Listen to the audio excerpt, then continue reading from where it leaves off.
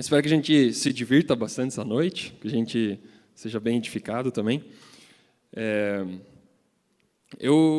Não é a primeira vez que eu prego, eu já preguei algumas vezes, assim, acho que é uma das primeiras que eu não sinto minha mão tremendo, assim, não importa, sei lá, eu acho que eu prego desde o pastor que me acompanhou toda a adolescência, fazia a gente pregar desde os 8 anos no microfone, assim, mas era toda vez, tipo, até estava tudo bem, assim, aparentemente estava tudo bem, sabe, mas eu sentia aquela tremedeira, assim, ó, no fundo, assim, e agora com 30 anos parece que passou, vamos ver.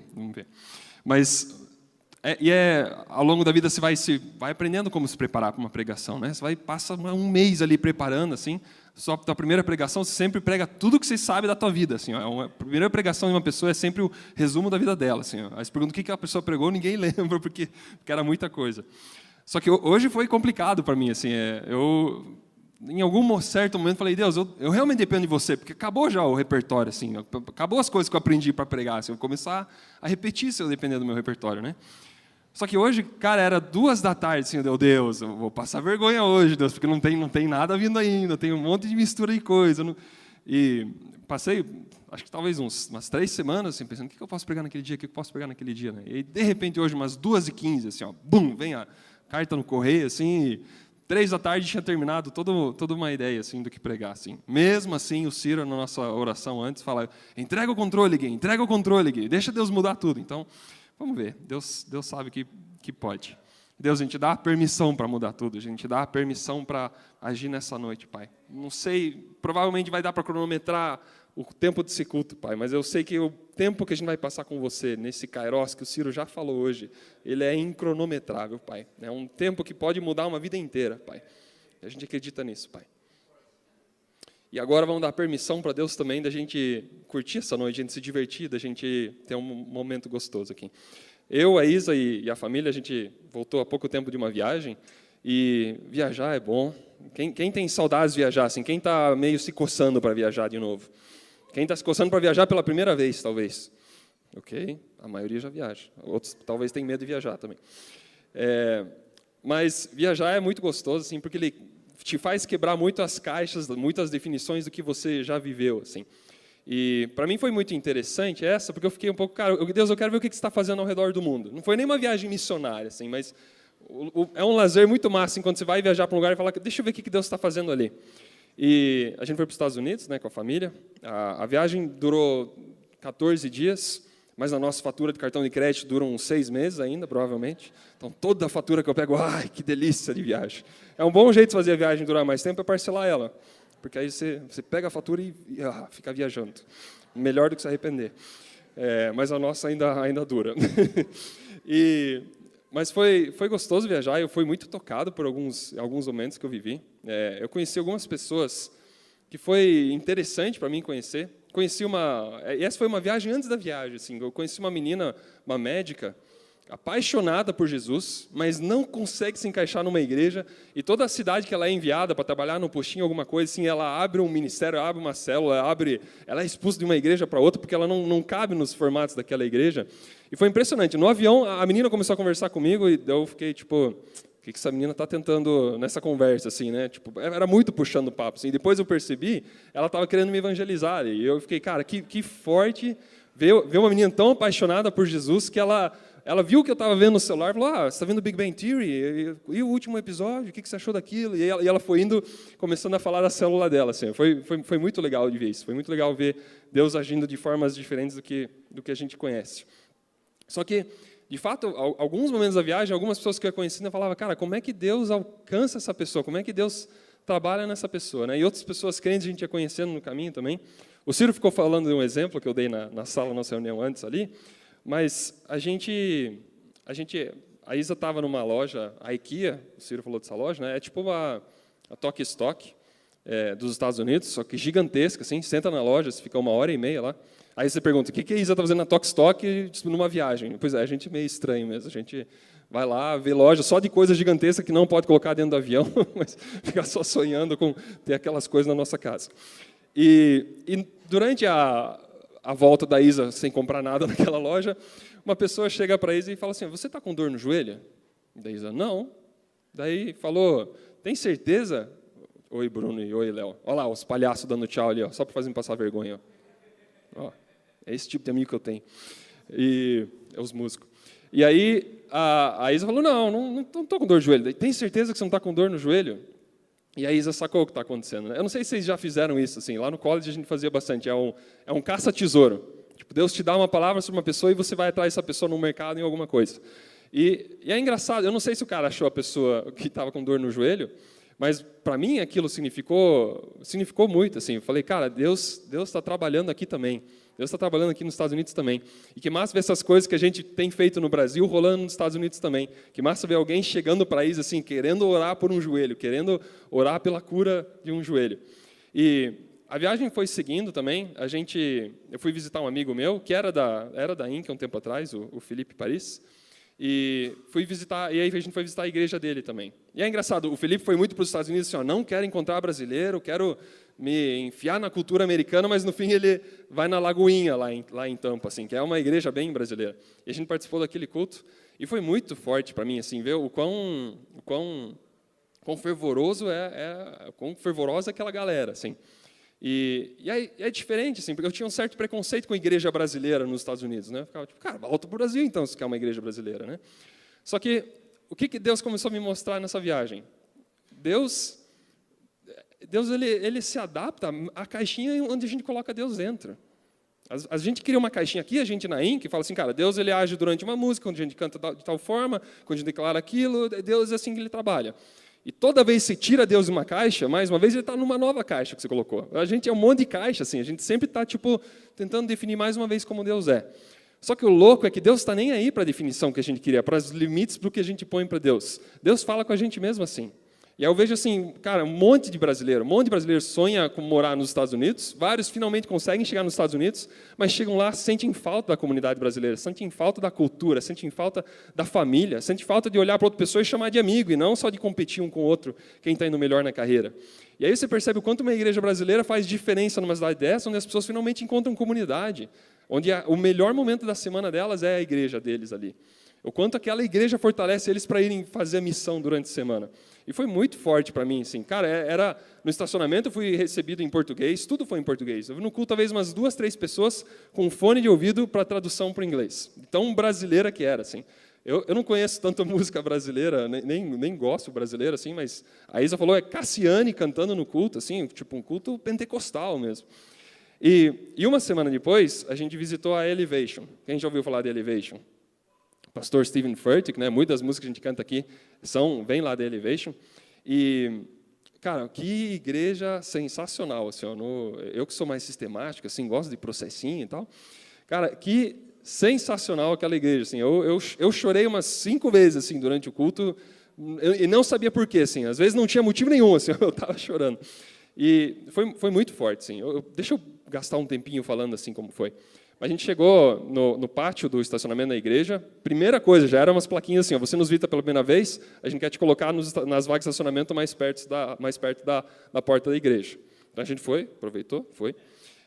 Chegamos lá, cara, a gente foi conduzido como visitante de um jeito tão incrível assim. Por causa das crianças, a gente não sentou lá na frente, mas eles colocavam todos os visitantes sentando na primeira fileira da igreja, tipo num espaço assim, especialmente para o pastor poder olhar para eles num certo momento.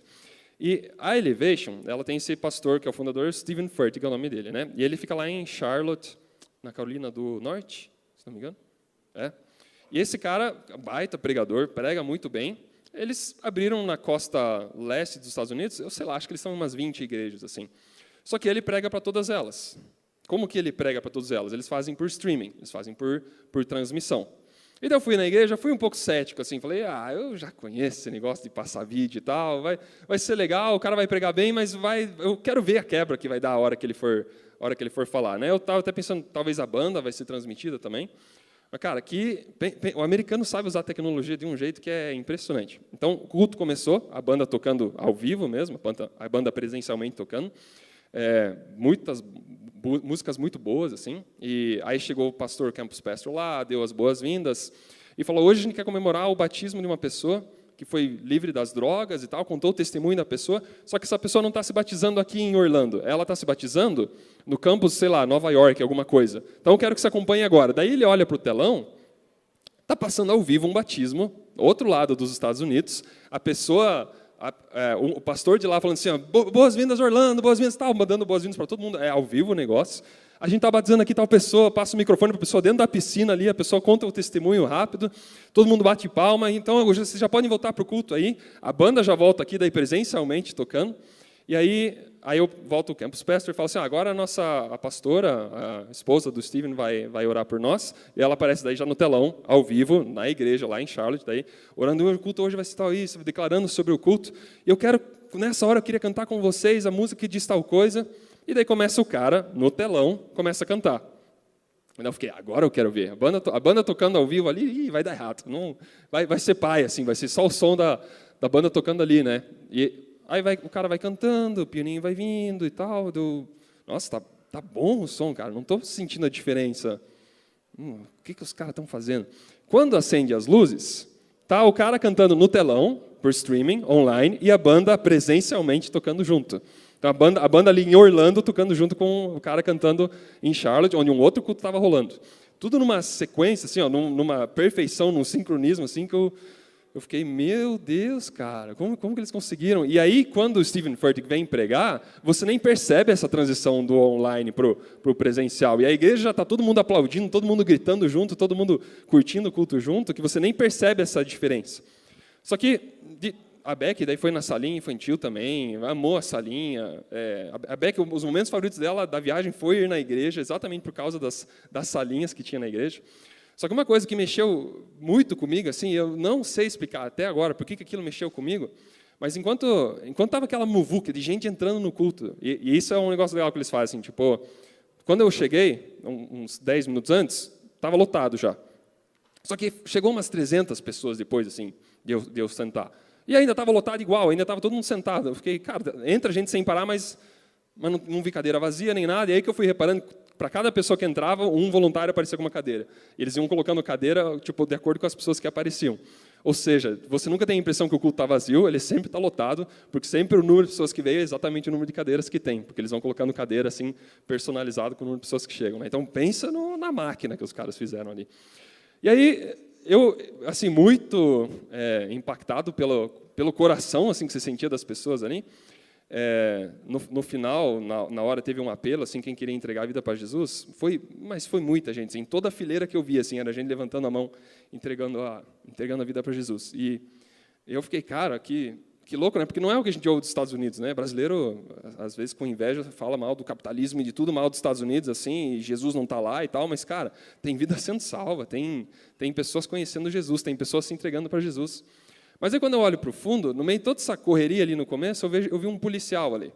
E esse policial, eu queria ter falado com ele, eu tentei achar o cara no final para perguntar, assim, mas talvez a versão que eu criei dele é mais legal do que a versão real. Assim, mas o que eu achei forte o policial, eu vi ele lá no fundo, altamente armado, tipo, não sei o nome das armas, mas um fuzilzão, pistola, tipo, bem armado ali, fazendo a segurança do evento. Sabe?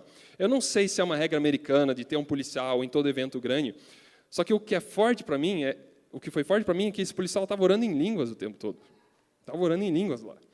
E eu não sei o que esse policial vê de si mesmo, assim, mas o louco era, cara, a segurança dele não é só física que ele estava fazendo ali, sabe? Tipo, o sentimento dava para ver ele intercedendo por aquele lugar, assim, e falando, cara, eu estou aqui, eu cuido dessas pessoas, eu amo isso que eu estou fazendo. Dava para perceber que o cara não estava escalado pela polícia lá. Talvez ele estava até escalado pela Elevation, mas a alegria do cara orando em línguas ali durante o culto, para mim, foi muito forte.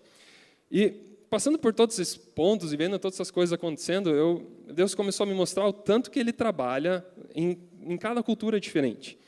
A gente, às vezes, fica assim, tentando, Deus mostra a cultura dos céus, a gente quer viver a cultura dos céus. Às vezes, a gente aqui no Brasil é tão evangelizado, tão evangélico o Brasil, que a gente acha que a gente atingiu a cultura do céu. Assim. Mas cada cultura, cada país, é só uma versão de caixa diferente que encaixou como acha que Deus funciona. Só que o louco é que Deus não está nem aí para as caixas, não está nem aí para as formas, por molde que a gente colocou Deus. Deus fala com a gente, independente de onde a gente está. Tipo, olha, nos Estados Unidos eu percebi assim, esse policial para mim foi um reflexo disso. Cara, a igreja americana está falando com o público americano. O americano ele é muito diferente da gente, né? Tem aquela expressão, first world problems, problemas de primeiro mundo, né? Ele vive problemas diferentes do nosso. É uma versão do white people problems também. E o americano ele tem problemas diferentes. A coisa mais dele é assim, tipo, ai, cara, Tiraram o escorregador do playground do meu filho, o que eu faço? Ele tem problemas um pouco diferentes dos nossos, assim, sabe? A gente aqui, às vezes, é mais na sobrevivência, assim. Você vê na África, é realmente sobrevivência, assim, sabe? Aqui a gente já tem problemas mais adolescentes, assim. Mas nos Estados Unidos a vida é tão fácil de viver lá que o ser humano arranja problema, não importa o quão perfeito está, o ser humano sempre está focando no problema, né? E é incrível, o americano ele é assim, cara, eu tenho o meu ideal de vida, eu tenho o meu American Dream, eu tenho o modelo americano do que é a vida, e mesmo assim Deus se encaixa nesse padrão, nesse modelo que os caras inventam. Só que esse é o incrível da graça. Assim, a graça é tão bondosa, Deus é tão bom, que Ele se adapta, não importa o que a gente é uma graça bondosa o suficiente para me amar como eu sou, só que poderosa demais para me deixar como eu sou, é poderosa demais para só ficar ali, e sempre me levando além. Então Deus ele fala com a nossa versão de caixa que a gente criou dele, mas Ele mesmo quebra, e Ele mesmo mostra o quanto Ele é muito mais que aquilo. E aí é muito louco, você olha a África, né? A África que passa tanto problema de fome, essas coisas, e vê o ministério do Reinhard Bonk, que faleceu há um tempo atrás. Olha que louco, na África você vê milagres acontecendo, você vê milagres resolvendo problemas que não teriam como ser resolvidos. Nos Estados Unidos você vê na cultura a coisa sendo feita, na Austrália, a Wilson, você vê o quanto é cultural mesmo, quanto Jesus culturalmente foi pregado lá. E olha como Deus consegue em cada lugar, através dos filhos dele em cada lugar, falar com a cultura de cada lugar. E o que mexeu muito comigo ali para mim foi forte assim, Gui, o que você está esperando para falar com as pessoas da tua cultura, Gui? E por que você fica tentando se adaptar? Para que ficar tentando parecer americano? Para que parecer australiano? Ou para que tentar parecer pentecostal se você também não é pentecostal? E aí, se vocês forem ver as pregações do Stephen Furtick, vocês vão perceber até que eu fui bem inspirado por uma delas. Mas o que Deus começou a falar comigo assim, o que eu estou esperando para viver em alto volume? Para viver, o que eu estou esperando para servir ao reino com quem eu sou? E aí eu quero entrar com vocês pela história de Gideão. Vanessa, se puder, colocando Juízes 6. Boa, estamos no versículo 2, ótimo. Eu quero ler essa história com vocês, tá? Velho Testamento, mas é uma história muito massa. Eu quero passar por 4 pontos. E, no fim, gostaria de orar por vocês também. Mas vamos lá. Essa história é sobre Gideão. Então, estamos lendo ali o 6, versículo 2. Vamos lá. Os midianitas dominaram Israel. Por isso, os israelitas fizeram para si esconderijos nas montanhas, nas cavernas e nas fortalezas. Sempre que os israelitas faziam as suas plantações, os midianitas, os amalequitas e outros povos da região, a leste deles, os invadiam. Acampavam na terra e destruíam as plantações ao longo de todo o caminho, até Gaza, e não deixavam nada vivo em Israel, nem ovelhas, nem gado, nem jumentos. Eles subiam trazendo seus animais e suas tendas, e vinham como enxames de gafanhotos. Era impossível contar os homens e os seus camelos. Invadiam a terra para devastá-la. Por causa de Midian, Israel empobreceu tanto que os israelitas clamaram por socorro ao Senhor. Tá, e eu quero... Deixa o versículo 2 na tela ali. Os midianistas dominaram Israel, e por isso os israelitas se escondiam. Deus hoje começou... não foi hoje, já faz um tempo que Deus tem me mostrado, assim, mas Deus tem me falado assim, sobre esse hábito que a gente tem de se encolher, sobre esse hábito que a gente tem de se esconder. E a pergunta que eu tenho para você hoje sim, é: por que você está se escondendo? Do que você está se escondendo? Ou o que fez você se esconder? O que está fazendo você se encolher? Eu não estou falando de pecado, assim. Eu estou falando mais do que isso. Mas que situações você passou na tua vida que fizeram você se conformar? Eu até queria procurar a base dessas palavras, assim, mas tem conformar e tem consolar, né? A gente sabe que Jesus nos consola, mas tem a palavra conformar também. Conformar, a base da palavra é assim, ó, eu vou aceitar essa forma, eu vou me conformar, eu vou tomar essa forma. É tipo assim, perdi uma gravidez, eu posso ser consolado por Jesus, eu posso ter minhas lágrimas enxugadas por Jesus, mas eu também posso me conformar. No caso, eu não perdi uma gravidez, né? Mas minha esposa perdeu em um certo momento. Mas como mulher, você pode pensar, bom, eu vou me conformar. Eu queria ser mãe, mas talvez eu sou muito menor que isso. Talvez eu deva ter esse tamanho aqui. Eu não nasci para ser mãe. Talvez eu não vou ser. Talvez as outras é que foram feitas para ser mãe. Você vai se conformando. Você vai ganhando a forma da nova versão que se jogou para você. Eu prefiro, ao invés de ficar sonhando, ao invés de ficar pensando que algum dia eu vou ser mãe, eu prefiro me conformar, prefiro aceitar isso. Mas quantas coisas fazem a gente se esconder desse jeito, né? Talvez um negócio ou uma série de negócios que você tentou e falhou. não deram certo. E talvez empreender é para os outros, talvez eu precise ser empregado mesmo, talvez eu gosto do que eu faço hoje, eu gosto do bico que eu tenho hoje, eu vou ficar aqui, eu acho que é isso para mim. Às vezes é um emprego que você perdeu, às vezes é um conflito no casamento que você passou, e que às vezes é melhor, eu vou aceitar que nós hoje não se dá tão bem, e melhor não tocar nesse assunto, melhor a gente tentar não arrumar. Ou às vezes até um hábito que você já desistiu de mudar, já falar, eu tenho isso mesmo e eu vou me conformar, eu sou desse tamanho aqui. A gente cansa de lutar às vezes, a gente cansa de tentar e a gente se esconde. Nesse texto a gente tem exatamente isso acontecendo. Os midianistas, esse povo que ficava ao lado de Israel, de tanto atacarem ele, de tanto destruírem, o povo começa a se esconder nas cavernas. Pelo que você passou que te colocou numa caverna? Eu sei que isso tem dimensões diferentes em cada um de nós, mas eu tenho quase certeza que todos nós, a gente tem essas cavernas da vida. Talvez ela é muito mais intensa, talvez você passou pela perda de uma pessoa, mas talvez é algo muito pequeno, que alguém falou para você no ensino médio e fez você só, eu acho que eu sou isso mesmo, eu acho que eu queria ser criativo, mas talvez eu nem sou tão criativo. O que você deixou outras pessoas falarem sobre você que você tomou mais como verdade do que o que Deus fala para você? A gente acha esse lugar confortável para a gente se conformar. O Elder tem boas pregações, assim, eu sempre tiro sarro dele, mas não é um sarro, na verdade é um elogio. Mas o Elder tem os capítulos do Elder, assim, que eu chamo. Eu tenho uma pasta no meu computador que é assim, capítulos do Elder, assim, que é sempre ele surge com um novo capítulo, e se ele não escrever o livro dele, eu vou escrever. Mas e o Elder esses dias me pregou um capítulo que ele me pregou há 2 anos atrás. Eu fui anotando assim, falei, cara, tá com atualização isso aí, porque essas palavras ele não usou da última vez. Mas é uma pregação tua, acho que de semana retrasada, né? Sobre passar por aquelas 3 etapas, né? Sobre se permitir sentir, sobre filtrar, e comparar o que você sente com o que você crê, e por fim de agir em cima disso, né? Cara, olha a força disso, para mim é impressionante. E eu vou repetir a pregação do Elder. Cara, se alguém te entregou alguma coisa, tenha o momento de sentir. Se alguém morreu, passe pelo luto. A Bíblia não mandou você ser feliz o tempo todo. A Bíblia fala da alegria, mas ela não te mandou ser feliz o tempo todo. Jesus mesmo já pecou se tinha que ser feliz o tempo todo, porque Jesus sofreu um monte, né? Só que a parada agora é tipo, cara, esse meu sentimento versus o que eu creio. Como que é um contra o outro, assim? E, por fim, eu vou agir em cima do quê? Do sentimento ou vou agir em cima do que eu creio, né? E usando esse filtro, eu fico pensando, cara, nessas vezes que eu me encolhi na vida, eu tenho minhas coisas que me frustraram, meus desânimos ali. E é incrível, cara. Volta e meia, assim, eu acho que eu sou mais pessimista, assim, eu falo, cara, hoje não é um bom dia para mim, mas eu vou deixar esse tempo passar. Só que, às vezes, eu vejo, cara, faz 2 semanas que eu estou na bad daquele dia lá, tá tudo bem, não tem nada errado acontecendo, tirando as faturas da viagem. Isso não está legal.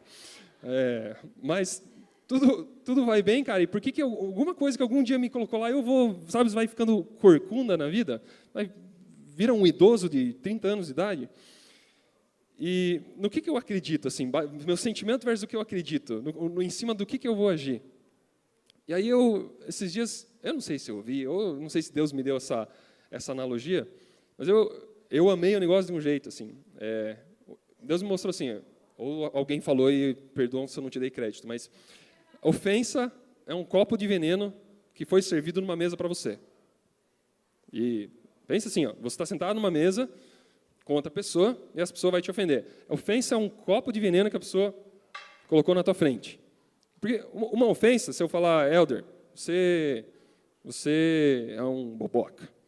Tipo, o Elder sorriu aqui agora, sacou? Mas, eu acabei de encher o veneno num copo e falei, Elder, você é um boboca? Que tal, quer tomar? Boboca, beleza, é um veneninho que a gente percebe, não toma. Mas, cara, toda ofensa é um copo de veneno, foi colocado na tua frente, e você, me dá esse negócio aqui. E você toma o veneno, você decide se ofender. Sabe, não tem como alguém falar algo que vai entrar dentro de você sem filtro. Não tem como entrar, você decide tomar aquele copo de veneno. E, cara, quantas vezes copos de veneno foram colocados na nossa frente e a gente decidiu tomar? Para mim, quando eu criei esse jeito sistemático assim, de olhar para a ofensa, quando eu sinto alguém me ofendendo, assim, cara, se a pessoa está me ofendendo é porque eu tô tomando o copo de veneno que deu também. Ninguém me obrigou a tomar o veneno, né? Só que, cara, às vezes não é nem um copo de veneno. Às vezes a pessoa nem quis colocar veneno lá. Às vezes é um copo de faltando melhores palavras, é um copo de bosta. É um copo do que sobrou da pessoa. A pessoa passou por um monte de problema na vida e aquilo é o que saiu dela, aquilo é o excremento dela, que ela não soube colocar na privada, colocou num copo e colocou na tua frente. Só que, cara, é como se você decidisse tomar essa porcaria, cara. A pessoa viveu pelo que ela viveu lá, encheu de excremento, esterco, mas esterco é de vaca, esterco não é de gente. Shake do monstro. A pessoa encheu dessa porcaria o copo, e porque a pessoa está ofendida, porque a pessoa está machucada, aquele copo cheio, você decide tomar isso. E aí, eu, refletindo na minha vida, eu percebi que poucas vezes as pessoas me serviram veneno. A maioria das vezes eu tomei o outro copo, às vezes que eu me ofendi. Mas vamos sair desse momento, sim. Mas percebe assim, como uma ofensa, como algumas coisas na vida, às vezes você decidiu tomar. Beleza, você pode ter passado por algo muito forte com os teus pais, você pode ter passado algo muito forte por um relacionamento. Mas a ofensa ainda é algo que o Espírito Santo pode te ajudar a não tomar, sabe? Ainda é algo que você pode eliminar, e eliminar no lugar certo, não num copo para outra pessoa, para que você se livre disso. Já pensou, cara, se toda vez que alguém te ofende, tem gente que é estressada com o futebol, tem gente que é estressada com o trânsito, né? Eu já fui estressado com o trânsito, assim, o cara me dava uma furada, mas é tipo como uma cortada, né? Como se o cara passasse o carro na tua frente e com um copinho de veneno ali, assim, tipo, quer se ofender? Aí você buzina e tal, e todo mundo lá se dando veneno um para o outro, assim. Mas percebe, cara, é só veneno num copo, e você toma se quiser, ninguém vai te dar. O que na tua vida fez você encolher? Que copos de veneno você decidiu tomar na tua vida? E essa história de Gideão, ela é muito boa. Vamos voltar para o versículo ali, agora vamos para o versículo 12. Então, a gente tem esse povo de Israel sofrendo com os midianitas ali. E aí, versículo 12, então o anjo do Senhor apareceu a Gideão e lhe disse: o Senhor está com você, poderoso guerreiro. Ah, Senhor, Gideão respondeu, se o Senhor está conosco, por que aconteceu tudo isso? Onde estão todas as suas maravilhas que nossos pais nos contam quando dizem, não foi o Senhor que nos tirou do Egito? Mas agora o Senhor nos abandonou e nos entregou nas mãos de Midian. Versículo 14, o Senhor se voltou para ele e disse, com a força que você tem, vá libertar Israel. Não sou eu que estou te enviando? Olha que legal seria mais engraçada a história de Gideão se eu não me identificasse tanto. Mas é Deus dar uma missão ali, e aí Gideão fica, mas Deus, você salvou a gente daquilo, e agora a gente está vivendo aquilo, Deus, por que isso? Deus, por que aquilo? Deus, por que aquilo? E essas mágoas, essas ofensas que a gente leva na vida, a gente fica se perguntando, e a gente pergunta para Deus um tempão, assim, mas Deus, por que você permitiu que meu pai fizesse isso, Deus? Por que você permitiu que aquilo acontecesse, Deus? Por que você permitiu esse acidente? Por que você permitiu que eu dissesse aquilo? Por que você permitiu, Deus, por quê? E a forma com que Gideão está fazendo ali é meio assim, tipo, Deus, eu vou ficar fazendo pergunta para Deus e quero ver como ele vai responder essa. E Gideão teve uma oportunidade em que um anjo apareceu na frente. Cara, ele poderia ter essas respostas. Às vezes eu e vocês não tem esse mesmo nível de oportunidade de um anjo na nossa frente. Só que a resposta não é o anjo, né? No versículo 14, é o Senhor, Deus responde. Depois de todas as perguntas, assim, tipo, Gideão mandando as perguntas, assim, eu quero ver como você vai responder agora, Deus não responde. Deus só fala assim, ó, com a força que você tem, vá libertar Israel. E aí vem minha pergunta para mim, vem minha pergunta para você. Quanto tempo você ainda vai passar com essas mesmas perguntas? Por que você precisa dessas respostas? E se a gente nunca tiver? E você vai chegar na eternidade, e aí, sério, com tudo, a incrível eternidade que você está vivendo, tipo, você ainda vai querer resposta para aquelas perguntas? Cara, eu garanto, assim, ó, o vislumbre vai ser tão incrível que se dane aquelas perguntas. Tipo, nossa, ficou para trás. E por que a gente insiste tanto em algumas perguntas? E assim, e se Deus respondesse, você ia ficar quieto ou ia ter mais perguntas? Provavelmente teria mais. E se a gente pudesse deixar essas perguntas para trás? E a gente pudesse simplesmente ir? Só vai. Hashtag só vai. Versículo 15. Ah, Senhor, respondeu Gideão, como que eu posso libertar Israel? Meu clã é o menos importante de Manassés, e eu sou o menor da minha família. Daí Deus responde, eu estarei com você, e você derrotará todos os midianitas como se fosse um só homem. E Gideão prosseguiu, se de fato posso contar com o teu favor, me dá um sinal de que é você que está falando comigo. Ah, cara, a gente olha de longe, assim, e aí dá vontade de dar risada, assim, sabe? Tipo, cara, já tem um anjo na tua frente. Só que a gente faz a mesma coisa. Tipo, a questão é que eu estou contando a história inteira aqui em minutos, em segundos. Só que a gente faz a mesma coisa. Eu mesmo vi Deus me dar uma missão gigante há 2 anos atrás, e agora, 2 anos depois, eu fico, Deus, será que algum dia você vai me dar uma missão? Eu esqueço tudo que eu já vivi. Agora, a minha história, se for para um livro algum dia, também vai ser em frases, assim, ó. Uma frase para a outra, vai ter todas as besteiras que eu falei, porque a gente sempre se perde no momento em que a gente está agora, né? Fica fazendo pergunta, em vez de a gente simplesmente ir. E aí o meu ponto 3 aqui, o ponto 2 é só vai, o ponto 3 aqui é, tem uma força em você. Volta para o versículo 14, olha que legal que Deus disse para Gideão. Versículo 14, e o Senhor se voltou para ele e disse, com a força que você tem, vá, com a força que você tem. E essa foi uma pregação que eu vi e mexeu comigo, assim, faça as pazes com tuas forças. Faça as pazes com suas forças. A gente perde tanto tempo com as nossas fraquezas, perde tanto tempo assim, se eu falasse melhor, eu ia ser tão, se eu tivesse esse dinheiro que o cara tem, se eu pudesse, se eu já tivesse tido filhos, se eu tivesse deixado os filhos para depois, se aquilo. E eu estava conversando com um amigo esses dias, né, sobre algumas pessoas que têm muito dinheiro, mas também fazem ministério, e você vê os caras assim, com muito dinheiro, mas sonhando para ter o ministério que a gente tem aqui em Curitiba, sonhando para ter isso aqui. Mas a gente, tudo aqui no Ministério em Curitiba, fica dizendo, se a gente tivesse dinheiro que aquele cara tem, né? E a gente nunca foca na força que a gente tem. Agora me diga, você acha que Deus chamou você exatamente para a tua fraqueza, assim? Cara, você tem coisas incríveis dentro de você, você acha que não é isso que Deus quer fazer para mudar? E aí eu volto lá onde eu estava no começo. Cara, será que não tem pessoas que precisam ser tocadas por você? A gente tem uns exemplos sensacionais aqui na igreja, assim, o Helder, o Cal, o Bruno, são pessoas assim que você olha, nossa, dá vontade de querer ser igual. Mas chuta fora essa vontade de querer ser igual, cara. Tem um você incrível que você tem que ser. Tem pessoas que só vão ser salvas, só vão encontrar Jesus, só vão encontrar a graça se você for quem você é. E aí que eu percebo que a maior unção que a gente pode ter é a unção de ser eu quem eu sou.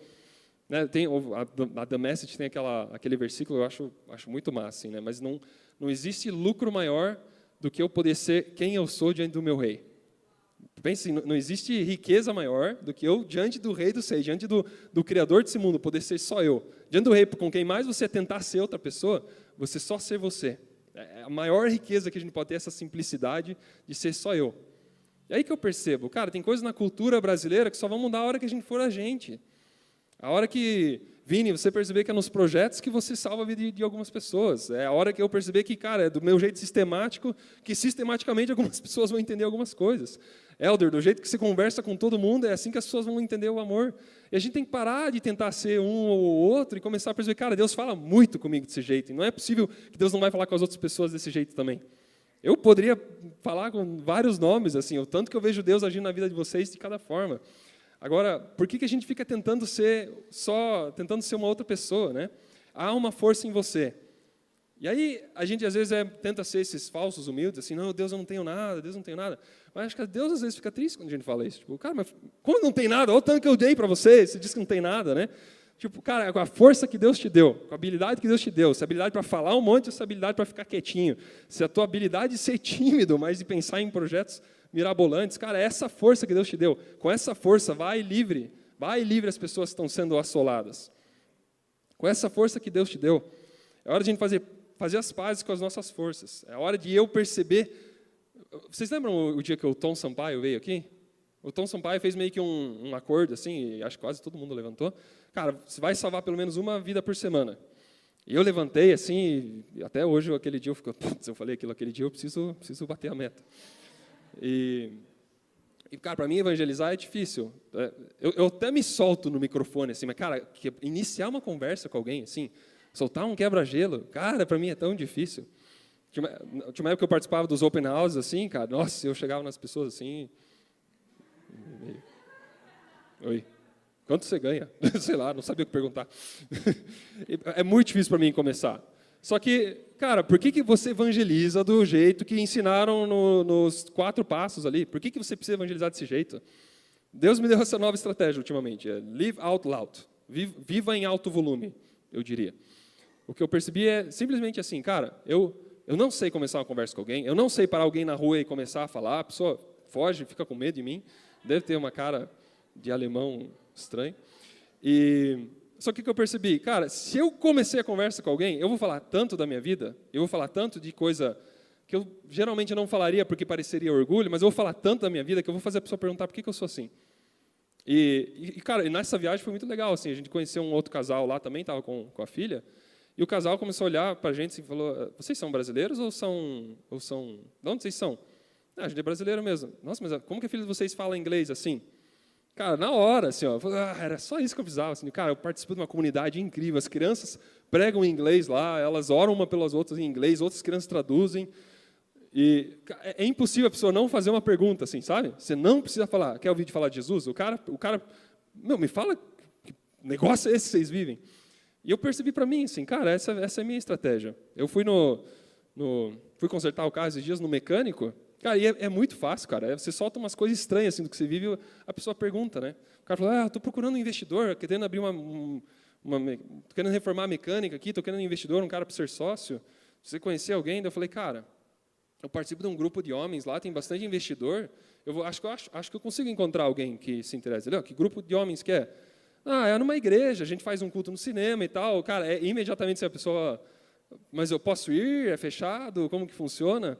Cara, esse é fechado, sim, mas os outros são tudo abertos. E aí, cara, é barbeiro. Cara, em todo lugar que você vai, cara, você não... Eu, pelo menos, cara, que para mim era assim, ó, oi, você já ouviu falar de Jesus? Oi, você já ouviu falar de Jesus? Tinha aquele meme assim, né, do cara assim, ó, você já ouviu falar do Partido Novo? Lembra aqueles memes na época da eleição? Cara, viva a tua vida em alto volume e faça as pessoas quererem saber o que você tem. Para mim, funciona do melhor jeito, assim, eu que não consigo ser tão descarado e vendedor, assim. E aí, continuando, vamos lá para o versículo 18.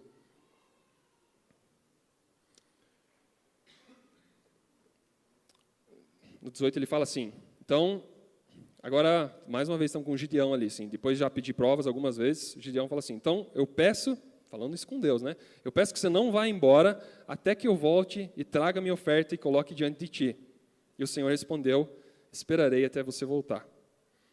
E para mim isso aí pegou de um jeito, assim, sabe? É tipo Deus falando assim, Gideão, ou Guizão, está na hora de se salvar umas pessoas, está na hora de se libertar algumas pessoas da mão dos midianitas, da mão das trevas. Está na hora de se libertar. E eu falo assim, tá, então uma prova ali, me dá algumas provas, fechou, tá bom, então, você me chamou, já está comprovado. Então, cara, agora eu vou só fazer um sacrifício, Deus, para você mesmo, e eu já volto. Você, espera aí, tá bom? E o louco é que Deus fala, eu te espero. Eu te espero. E às vezes com 25 anos, com 20 anos, você fala assim, ó, Deus, eu entendi, Deus, deixa eu resolver a faculdadezinha ali, e aí já os filhos também, mas espera aí, Deus, eu já volto. E o louco é que Deus fala, eu espero. Eu espero. Você fala, Deus, eu estou escondido ainda, já eu venho. E Deus está esperando.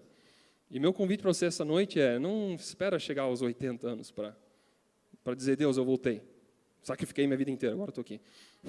Não espera todo esse tempo. Seja lá do que você está se escondendo nesse momento. Eu não falo esconder, não estou falando de pecado, mais uma vez, não estou falando de pecado, falando, seja lá de que coisa você ouviu na tua vida, que falam que você só tem esse tamanho, que você só vai até ali. Eu vivi eu era muito sonhador, muito sonhador. Na adolescência, eu cresci na igreja e o tanto de palavra que eu recebi, o tanto de promessa que eu recebi, assim, do que Deus faria um dia através da minha vida, cara, eu olhava, cara, que massa, Deus vai fazer uma evolução muito grande através da minha vida. E, de fato, muita coisa legal aconteceu. Quando chegou a época da gente ter filhos, foi forte para mim, assim, porque eu falei, cara, as horas do dia que eu tenho, elas são menos agora, assim, tem poucas, assim, e eu sei que muita gente comemora, eu não quero de jeito nenhum desmerecer o ter filhos, eu sei que muita gente ora e é um milagre ter filhos, assim, mas para mim foi um pouco, tem aqueles negócios lá que eu queria viver, tem tudo isso, mas eu preciso dar o foco, preciso ajudar a família, e era um vai e volta, e por mais animal que seja, assim, ó, ser pai e cuidar dos meus filhos, eu acho que não tem nada mais relevante do que você criar duas criaturinhas, assim, que vão ser os próximos revolucionários, não tem nada mais revolucionário que isso. Mas eu cheguei num ponto e falei, Deus, é isso, não vai rolar o restante. Assim. Eu devia ter feito até os 25 anos e ficou para trás. E eu percebi, cara, faz uns 3 anos, assim, ó, eu estou me encolhendo, eu estou me diminuindo, algumas coisas eu só estou aceitando, é só isso, ministério eu tentei, eu fiz besteira, eu errei, não vai rolar. E de repente você está ali tão pequenininho, cara, e Deus está ali esperando ainda. Deus está esperando. Porque a única coisa que Deus falou é, vai na tua força. Vai com isso que eu te dei.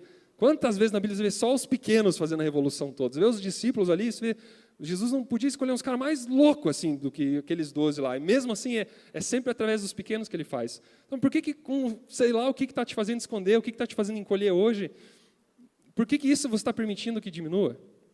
Essa coisa mais louca, assim, de pecado, de vício, essas coisas aqui, cara, toda vez que você erra, toda vez que você falha de novo, era para o diabo sair vitorioso, mas é só uma prova de quanto Deus não está nem aí, cara. Deus continua agindo através de você. Esse é o negócio, não é a nossa habilidade de se levantar toda vez, mas é a habilidade de se permitir ser levantado. É a graça que te levanta e é por isso que você está de pé. Aquele versículo lá fala, né, aquele que está de pé, cuidado para que não caia. Mas, cara, aquele que caiu, eu levanto, você não precisa se levantar, ele levanta. Então, seja lá no que você está se encolhendo hoje, eu queria te convidar a levantar, eu queria te convidar a sair disso, a sair da onde você está. E, por exemplo, eu falei de viagem, cara, se você falou para você, eu não sei se vou aprender inglês, espanhol também não quero tentar, eu não vou viajar, eu gosto do Brasil. Se você se definiu assim, eu não vou viajar porque eu não preciso, porque eu não quero, eu quero te contar essa noite, cara. Mano, viaja. Se é dinheiro, beleza, cara, parcela, planeja para fazer daqui a 5 anos, faz um consórcio de viagem. Essa é boa também. Cara, mas pega esses limites que você colocou, dá um chute nesses limites, cara. Dá um chute nesses limites. Se você falou para você, cara, eu não vou ser pai vai ficar para depois. Ou se você perdeu uma gravidez, está falando, eu não vou conseguir ser mãe. Se você perdeu um empreendimento, nessa noite eu queria chamar você, cara, eu não estou te falando para fazer o que você errou, mas o que eu estou te chamando é, quebra essas coisas que definem você. Deixa que Deus defina quem você é. Eu não estou te chamando para pegar tudo que é a tua fraqueza também e tentar ser forte nisso, não. Mas estou te chamando a, pega o que você é forte, pega no que você percebeu que Deus colocou na tua vida hoje, e deixa Deus começar a agir através de graça na tua vida. Deixa as coisas que você é fraco de lado um pouquinho, Deus vai colocar as pessoas que são fortes naquilo, e comece a viver essa vida que Deus tem para você.